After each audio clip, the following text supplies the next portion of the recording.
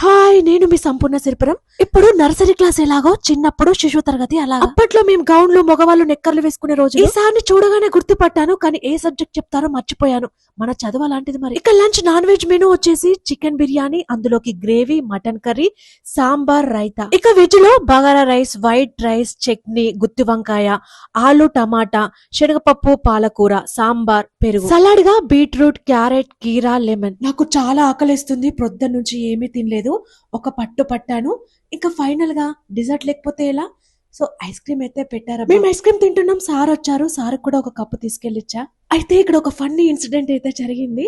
నాకు ఇప్పుడు మీకు చెప్తుంటే కూడా నవ్వొస్తుంది. అయితే ఇక్కడ నా పక్కన కనిపిస్తున్న నా ఫ్రెండ్ లావణ్యతో సార్ అన్నారంట, అవునే పైకి వస్తారని చూస్తే ఇంకా వస్తలేరు కదా, ఇక నేను వెళ్తా అంటున్నారంట.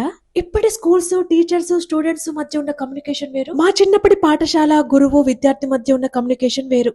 అప్పట్లో అలానే పిలిచేవారు కదా. ఒక్క లైక్ ఇయ్యండి అబ్బా.